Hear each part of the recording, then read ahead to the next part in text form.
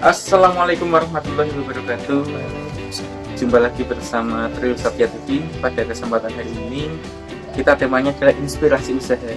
Hari ini saya berada di Gubuk Grobogan Jawa Tengah, tepatnya di Gubuk Kaligrafi, dan saya ketemu langsung sama pemiliknya, Pak Mustaqim. Monggo memperkenalkan diri dulu, Pak Mustaqim.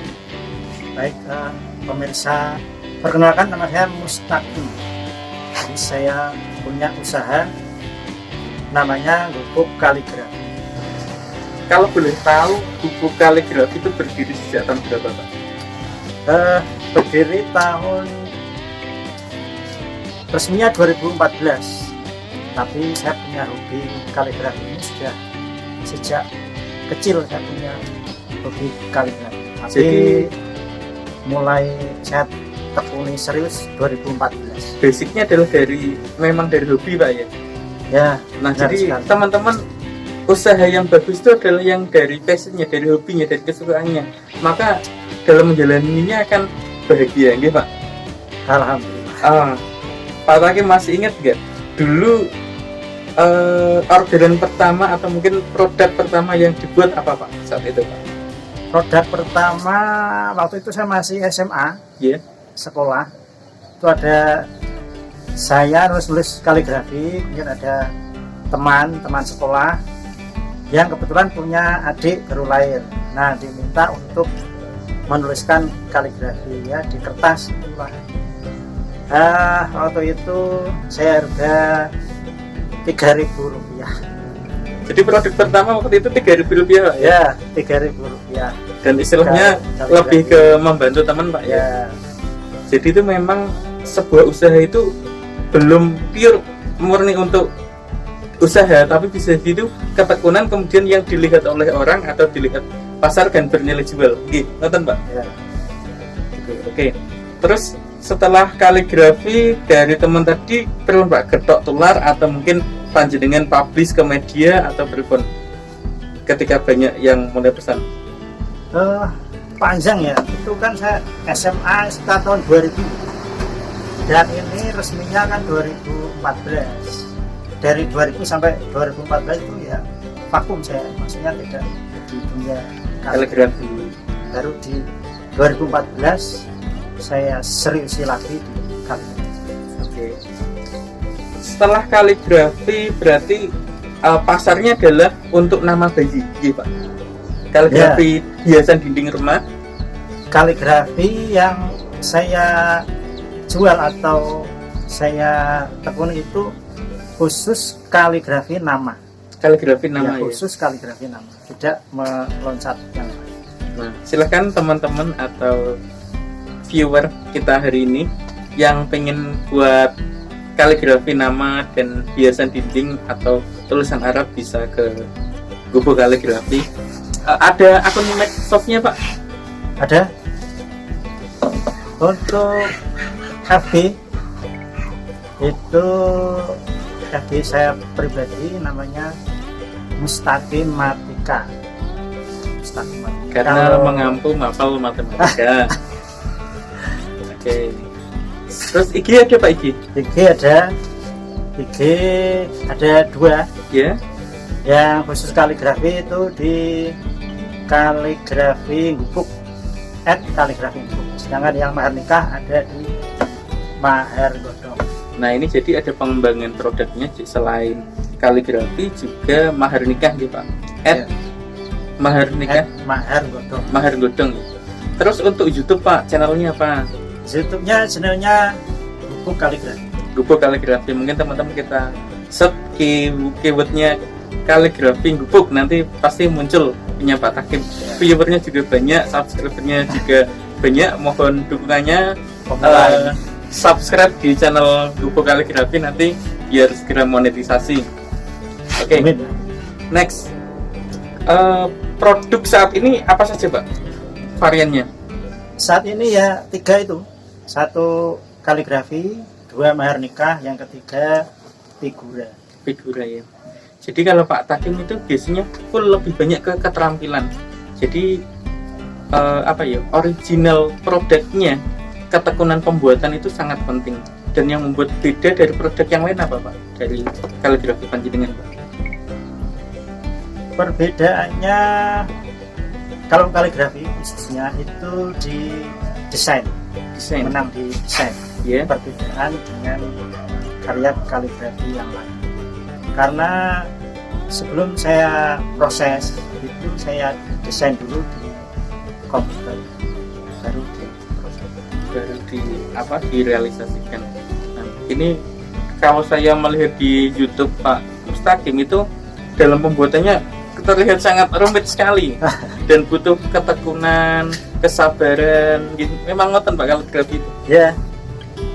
Jadi kalau misalnya ada seseorang yang tertarik di usaha yang saya jalani, kuncinya ada dua, yaitu telaten dan sabar. Kalau dua itu tidak dimiliki ya mending nggak usah, karena memang sulit kaligrafi. Kemudian ini Pak, di masa pandemi ini banyak perusahaan-perusahaan raksasa yang pada tutup Pak. Di masa ini apakah berpengaruh juga terhadap usaha Pak Takim? Alhamdulillah tidak.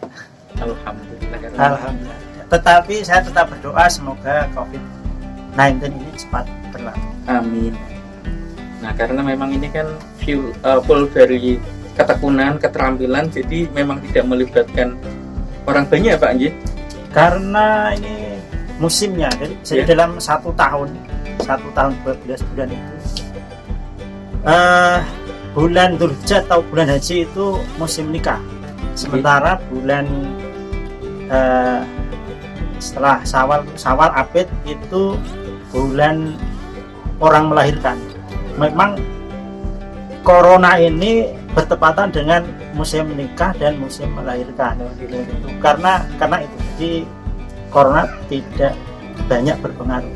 Nah, jadi karena ini musim lahiran, jadi banyak anak atau orang tuanya memesankan kaligrafi nama bayi, karena kalau kaligrafi itu kan unik, dibuat dengan ketekunan dan kesungguhan hati. Jadi buat pemilik atau buat customernya itu suatu kepuasan. Silakan teman-teman nanti yang mau order bisa langsung ke Pak Mustaqim, datang langsung ke sini juga boleh nanti kalau melihat varian-varian produk yang ada di sini. Kemudian untuk ini Pak, persaingan. Jadi sekarang itu persaingan pasar dalam berbagai usaha itu semakin ketat Pak. Ada yang banting-bantingan harga, ada yang modelnya ambil sana sini. Terus panjenengan mensiasati persaingan pasar berapa Pak? Kalau saya tidak terlalu takut ya persaingan pasar itu, karena yang penting saya jual kualitas.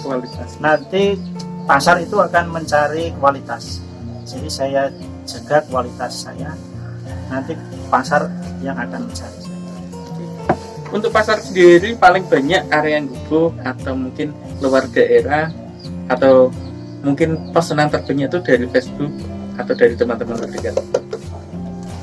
Awal-awal yang beli itu ya teman, kemudian alumni SMA Muhammadiyah itu. Saya juga alumni. Jadi begini, alumni siswa saya yang sudah lulus kemudian mau nikah, nah datang ke sini, Pak, diizinkan saya nikah. Nah 1 tahun kemudian mereka punya anak, datang lagi ke sini, Pak, diizinkan saya. Nah awal-awalnya di situ, kemudian menyebar dari mulut ke mulut ke orang-orang yang saya tidak kenal ya di sini. Pernah juga luar pulau, jadi karya saya sudah sampai Kalimantan, Papua juga. Alhamdulillah sampai ke luar Jawa ya, harapannya nanti bisa go internasional. Pak Takim adalah seorang guru di sebuah sekolah. Kebetulan saya juga guru, kebetulan saya masih guru honorer swasta juga. Menurut Pak Takim, perlu nggak sih sebagai guru honorer itu memiliki usaha? Oke ya, jadi saya memang ngajar, saya guru swasta, guru biasa. Maksudnya biasa itu adalah guru yang belum sertifikasi lah, atau bukan PNS, jadi guru honorer, benar-benar guru biasa. Ya harus seorang pengajar itu, karena sudah tahu dari zaman Umar Bakri ya gaji guru segitu sampai sekarang masih segitu. Ya dia harus kreatif bagaimana caranya cari duit di peluang-peluang yang lainnya. Nah, jadi untuk teman-teman yang masih starting awal menjadi guru, jangan mengeluh ketika melihat kenyataan honor atau gaji guru itu sangat minim di daerah. Nah, harapannya guru dapat berpikir kreatif mencari peluang yang ada untuk mencukupi kebutuhan pokok. Ada yang mengatakan itu ketika guru kesejahteraannya cukup, maka keikhlasan atau ketulusan dalam mengajar dan berbagi ilmunya akan lebih.